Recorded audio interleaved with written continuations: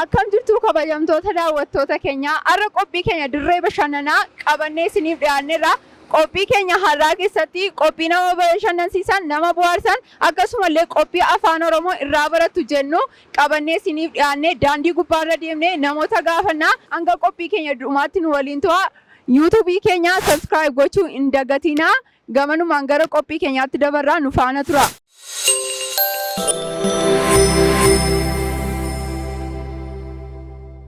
Maqaa keessan walaaba.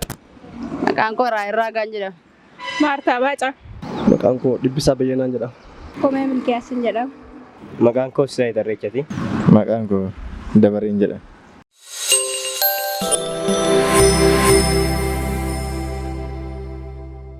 Fiikoo jalqabaa bokkuun maalirraa hojjetama? Kan qabatu immoo eenyu faadha? Naan galu na. Ani sin beeku naan galu. Waan akka ta'e immoo bara. Namoota abbaa gadaa naan qabatan. Namoota gurguddaa akka jaarsolii ta'a. Jaarsolii namoota gurguddoo umurii dheeraa qaban jechuudha. Nama guddaa jechuudha. Oromummaa isaaf qabata kan? Hin beeku ani. Hin beeku. Namni qabatu moo? Namoota gurguddaa fakkeenyaaf umurii isaa sokkanii kana waggaa 60 ol fa'aa ta'anii Guddaa nama guddaa nama waggaa 80 minaa. nama bakka aadaa safuu beekee waa'ee seenaa Oromoo sana beeku jechuudha. Bokkuu maalirraa hojjetama? Eenyutu faatu qabata? Bokkuun maalirraa hojjetama? Bokkuun kan qabatu abbaa gadaadha. Kan irraa hojjetamu garuu hin beeku.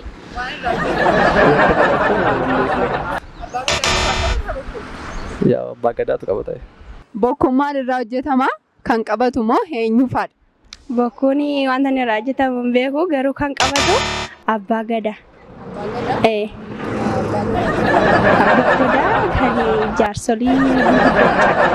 Bokkuun maalirraa hojjetama? Bokkuu eenyu faatu qabata? Bokkuu abbaa gadaa Oromooti. Bokkuun abbaa gadaa kan abbaa gadaati kan hidhatu. Siinqee immoo haadha siinqee hidhatu. Kan qabatu abbaa gadaa? Bokkuu kan qabatu abbaa gadaa qofaa osoo hin taane isaan yaa'u warroonni seera Oromoo keessa jiran baay'eedha waan ta'eef xiqqoosaa kan akka barnootaatti osoo hin taane amma naaf gala jechuudha. Kanan beekudha jechuudha naan amma sitti ibse. Maalirraa hojjetama bokkuun? Bokkuun waan irraa hojjetamullee akkas daree waan ani adda baasee sitti himuun qabu. Abbootii gadaatti waan argee bokkuu jedhamaadha malee wanti Dabaree tolee gaaffii koo jalqabaadhaani. Bokkuun maalirraa hojjetama? Bokkuu eenyu faatu qabata? Bokkuun abbaa gadaatu qabata waan hojjetamu kennu. Bokkuun mukarraa hojjetama. Muka isaan beeku.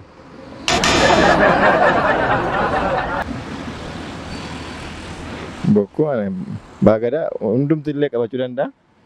Hundumtu qabachuu danda'a bokkuu? Jechuun hunda otoo hin ta'in Oromoodha akka Oromummaa ibsa bokkuun. Namoota akkamii qabatu? Tolee gaaffii koo lammaffaan gaaffii afaan Oromoo mammaaksadha. Ganama ba'aniif bakka duwwaa jalaa hin ba'anii jedha Oromoo. Ganama ba'anii fi Hin barreenis kan. nuun galtu kun. Hin beekuunis. Rakkinadha.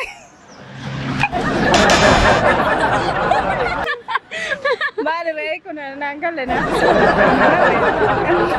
Gaaffii koo lammataadhaani gaaffii afaan Oromooti mammaaksadha. Ganama ba'aniif bakka duwwaa jalaa hin ba'an. Ganama ba'aniif Bakka duwwaa jalaa hin ba'an. aduudhiya jennu galgala jennu Yaali. Dhiifama. Hin dandeenye kana. Ganama baaniif bakka duwwaa jalaa moo ba'uu hin danda'an? Ganama ba'anii fi beela jennu.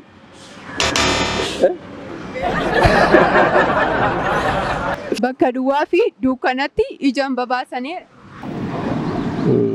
Ganna.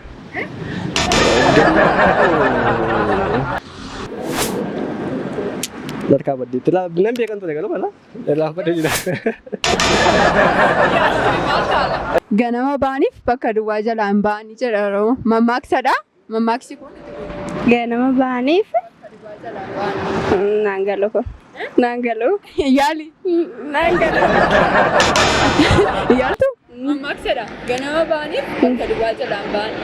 Wanta sana ganama waan jalaa baate jalaa ba'uu hin dandeessu. Wanta ganama sun si qabe jalaa ba'uu hin dandeessu. Mammaaksichatti guuti ganama baaniif bakka duwwaa jalaan ba'an. Naan galu. Bakka duwwaa fi dukkanatti ijaan babaasan. Mammaaksan bakka duwwaa fi dukkanatti ijaan babaasan. Bakka duwwaa fi dukkanatti ijaan babaasan. Danda'a. Danda'a. Babaasu taa'ee kanatti qaxxalachuu geetanii danda'a. Gaaffii afaan Oromoo mammaaksadha. Ganama baaniif bakka duwwaa jalaan ba'an. Ganama baaniif Bakka duwwaa jalaan ba'an. bakka duwwaa jalaan ba'an. Eegan ganama ba'ee waan an deemsanii fi qaqqabee yookaan immoo dhimma koo ba'ee deebi'uun qabaadha akka yaada kootti jechuudha. Mammaaksichi kanaafu bakka an deemuuf beekuun qabaadha. Gaafadhee ganama ba'aniif bakka duwwaa jalaan ba'an. Ganama ba'anii fi Bakka duwwaa jalaan ba'an. Eenyu jalaan ba'an?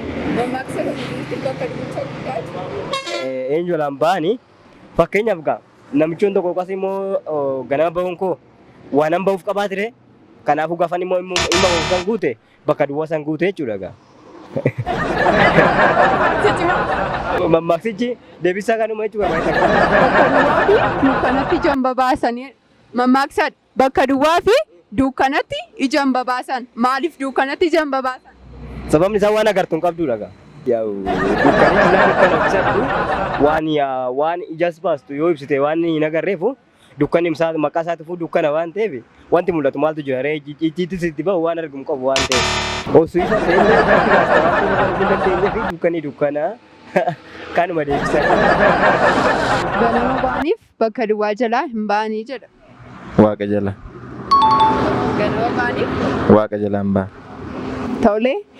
Gaaffii afaan Oromoo ammas mammaaksadha. Bakka duwwaa fi dukkanatti ijaan babaasanii. Bakka. Bakka duwwaa fi dukkanatti ijaan babaasan. Maaliif dukkanatti ijaan babaasan? Dukkanaaf mootummaatti. Bakka duwwaa dukkanatti ijaan babaasan. Haadhatti. Haadhatti. Bakka hin beekan. Dukkanatti ijaan babaasan yeroo Abbaa. Abbaa. Namatu nama miidha. Namatu nama miidha. maaliif jetta? Gocha namni sun godhe kanarraan ka'eetu ittuma jaalala wal jaalatanii jaalala keessa karaa dhimaatiin nu fagaaru jaalarraan kan jaalalli guddaa jibbamidha jedha. Namatu nama miidha. Akkasumadha. Yaa baay'ee kan nama miidhu jaalala. Jaalala namaatu nama miidha malee namni nama miidhuus hin danda'a garuu irra guddeessa sababni isaa fakkeenyaaf waan tokko baay'ee jaallattee wayii nama tokko baay'ee jaallattee haa jennu bifa hiriyummaa ta'aa dhufnu waan biraatiif yoo jaallattee nama sana jaallachuu dhabde wayii isheen jaallattee nama sana yoo dhabde baay'ee miidhamuu dandeessi. Baay'ee yoo jaallatteetti onni ishee jaallatteetti yoo ta'e jechaadha. Kanaaf jaalala. Jaalala jedha. Jaalala namaatu moo namatu nama miidha? Namatu nama miidha. Maaliif jedhu? Maaliif yennaa jette nama sana utuu jaallattee jirtu jaalala sana utuu siif qabuutu gara booddeetti deebi'uu barbaada. Maaf ree kan si caalu argachuu danda'a. Kanaafiyyuu waan baay'eedhaaf booddeetti deebi'a namni sun. Nama miidha. Jaalala namaa moo namatu nama miidha? Jaalalli ree yesuusuma si miidhu jaalala nama miidha maaliif sababni egaa jaalattee booda yookaas waasan gaafa yaaddee biraan geenye miidhamoodha. Yookaas immoo egaa jaalattee booda gaafa waasan qaqqabdee yookaas immoo akka garaa keessa hin taane jaalaan miidhamte jechuudha. Kanaafuu jaaluma nama miidhaa jechuudha. Jaalala namaatu moo namatu nama miidha? Jaalala namaan miidhamu moo namatu nama miidha? Namatu nama miidha. Maal jedhu? Jaalalli matuma isaatiin jaaladha. Namatu nama jaalata. Namni jaalalli jaaladha. Namni jaalala hin qabne nama sana hin jaalataman jaalala jechuun jaalaladha. Namni sun jaalatame sun immoo nama miidhuu danda'a namni sun jechuudha. Kanaafuu namatu nama miidha. Sirba tokkoon sinii banaa. Sirbi kuni eenyuudhaan dhaggeeffattu jechuudha.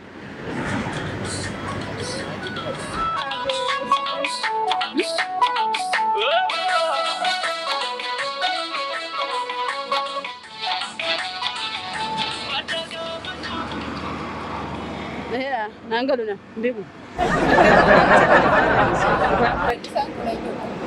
Fateenan beeku. Macam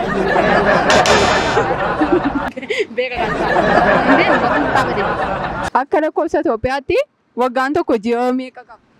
Waggaan tokko ji'a meeqa qaba?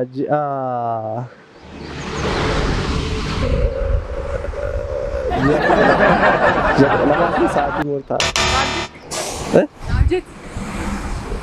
Waggaan tokko ji'a meeqa waggaan tokko ji'a 12 fi guyyaa 5 qabdi. Guyyaan 5 suni maalitti lakkaa'ama? Isheen qaammee jedhamti gaa isheen lakkaa'amtee. Gaaffii gottaanuudhaani muuziqaa tokkoon sii banaa. Weellisaan kun eenyuudhaan?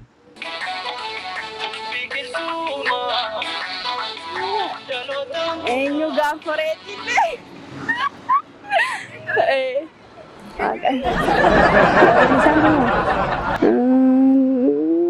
Maqaa waan argaamate. Sirba tokkoon sii banaa. Weellisaan kun eenyuudha? Natti himtaa jechuudha. Kanan beeku taane.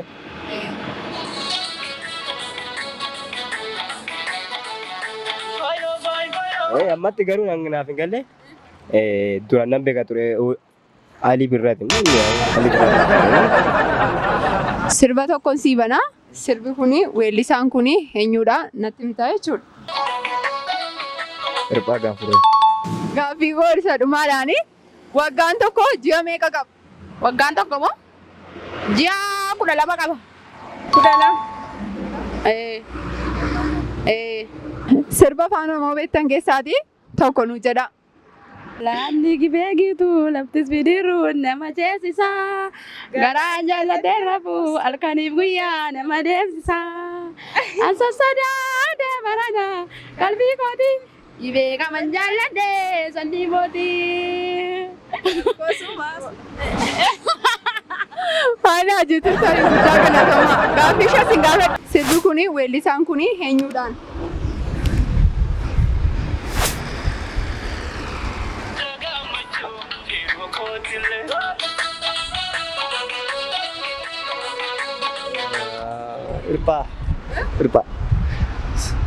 Hirphaa gaanfa. Sirba hirphaa. Godhumaadhaani waggaa tokko ji'a meeqa qaba? Ji'a 12. Ji'a 12. Maal hojjetu? Ji'a bultii waggaan tokko ji'a 12 qaba. Gaaffii godhumaadhaan sirba afaan Oromoo beektu keessaa tokko nu jedhu. Yoomittummoo jaalala quftee jibba feetee mucucaattee mattee karaarraa daldalaattee gabanatti kaatee hangam beekuu ani simiinee atis beektaa maaltu taanaan gamana teessee gama gabanatti kaatee. Waggaan tokko ji'a meeqa qaba? Waggaan tokko ji'a meeqa qaba? Yaa waggaan tokko silaa Jima 12 kan banan beeka waan ta'eef kan waan beeka jiru waayee ta'e.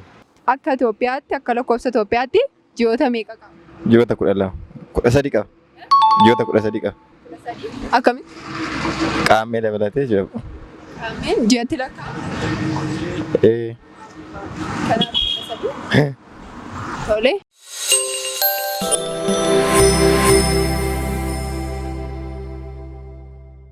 kabajamtoota daawwattoota keenya daandii gubbaarra deemee namoota gaaffii gaafachaa olee olitti deebineerra. Gaaffii koo har'aa keessaa jalqabaa keessatti bokkuu maalirraa hojjetamaa kan qabatus eenyudha jedhee gaafadheen ture.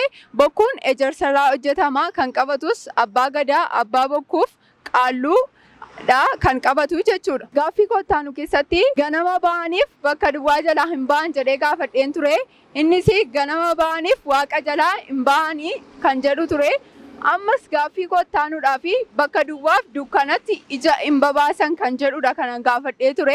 Bakka duwwaa alagaa fi dukkanatti ija hin babaasanidha. Gaaffii koo sadaffaa keessatti jaalalatu moo namatu nama miidha jedhee gaafadheen ture.